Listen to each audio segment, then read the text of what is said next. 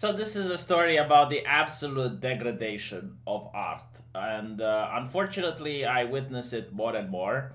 And I find it quite sad that there are some actual artists out there on the Twitter who draw absolutely gorgeous images, and they're not considered to be any famous. They're not getting any prestige for it.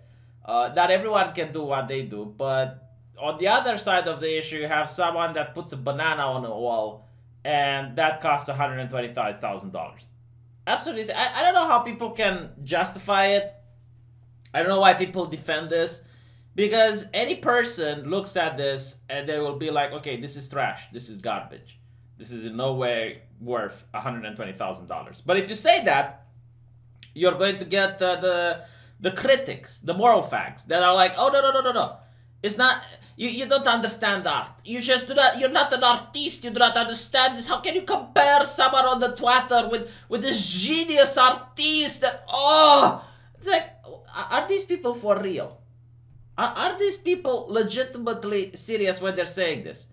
And I'll tell you something else. If you take a time machine and you do the exact same thing, like you put a banana on a wall, it's not going to cost $120,000, because the art industry has been co-opted by hacks. That's what it is. And it's a circle jerk where people promote their own friends and where people use this in order to launder money.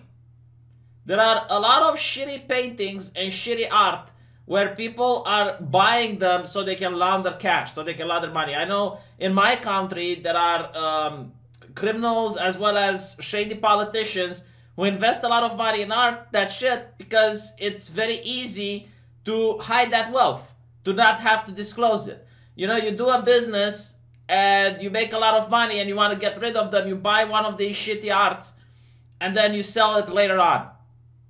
And it's disgusting what's happening. And if I hear one more person saying that art is subjective, I'm going to get an aneurysm. Like, listen, you moron, I'll tell you how art is objective, okay?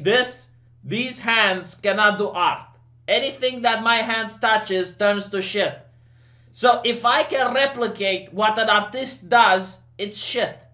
Do you understand? It's simple as that. I mean, I can't make it any more simpler. And like, this story exposes this entire industry. You have a performance artist which has stunned the crowd after he pulled a fucking 120,000 banana off a wall. And you know what's funny? You get leftists. You get leftists that constantly complain about landowners, and they complain about, you know, things being too expensive and whatnot. Why aren't they complaining about art? Like, this banana, if you clone it, allegedly it can end world hunger.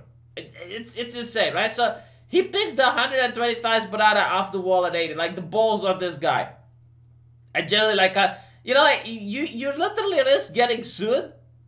But it would be a very interesting lawsuit, which is why they won't sue it, because then they have to actually prove that this banana is worth $120,000. It would bring a lot of publicity to this, to the Art Basel show, which I am fairly certain that they have laundered some cash. Like, there is no way you will buy this for $120,000 unless you want to get rid of some money really fast. That's my opinion, by the way. Opinion piece. But anyway, so apparently, it was a work of art by Italian artist Maurizio Cattelan. You know, like, I'm not saying it's not art. I mean, for the love of God, someone masturbating and putting the jizz on a cave can be called a cave painting. And that is art. But it is good art and there is bad art. There is art that needs to be praised and art that shouldn't be praised. I personally don't think they should be praised. Is there anyone who genuinely thinks that they should belong in an art gallery?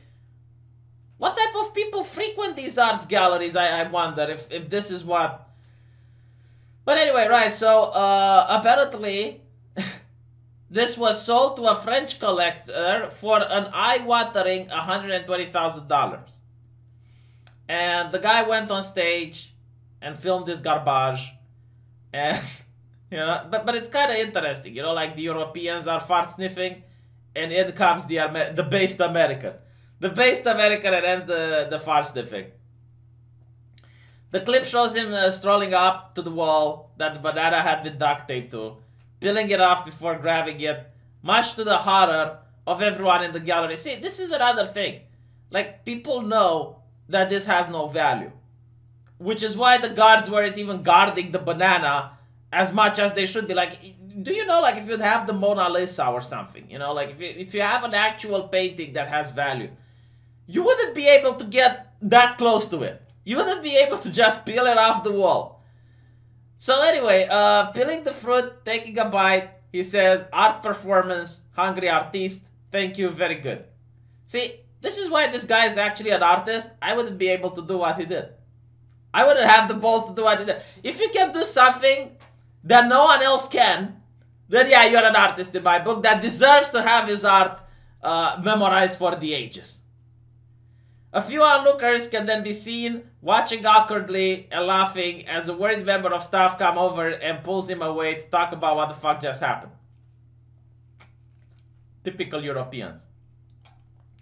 And look, this is what it pisses me off the most, right? Because up till now you think you heard everything there is to hear about it, but it didn't take long for the whole situation to be sorted out.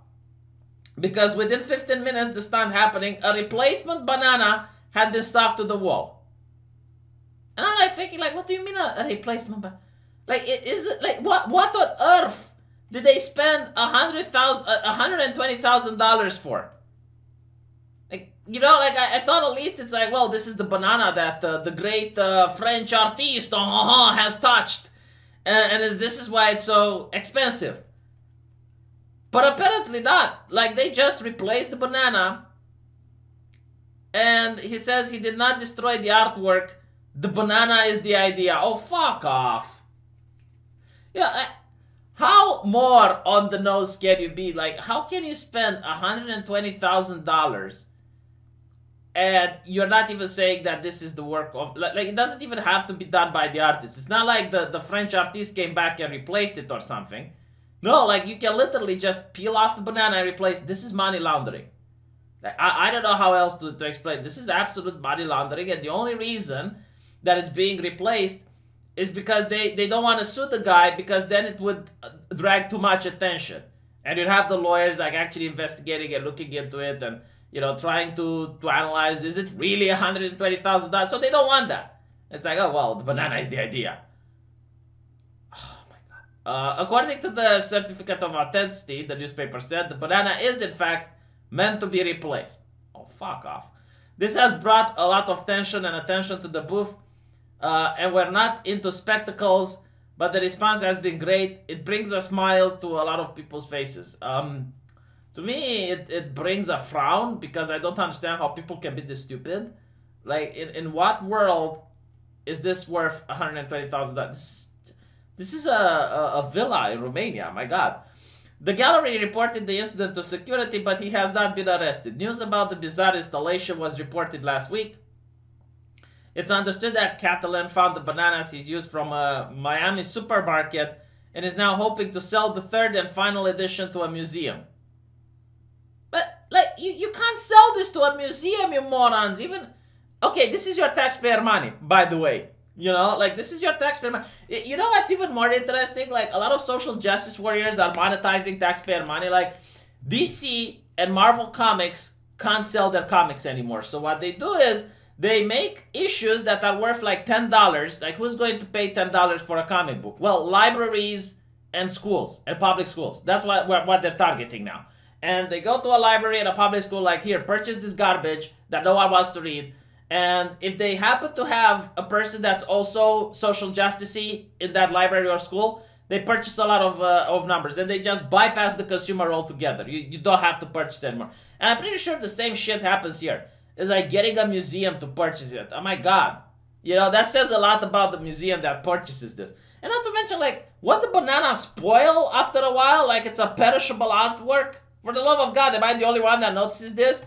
Or is the museum going to have to go to the supermarket constantly to buy a new friggin' banana? And if that's the case, why do they even pay for it? Why not just stick a banana in the museum? Oh my God, this is just killing my neurons. You know, like very rarely do I find news that get me outraged anymore. But hopefully, someone with an art exhibit degree can explain this shit to me, because I generally don't understand it anymore.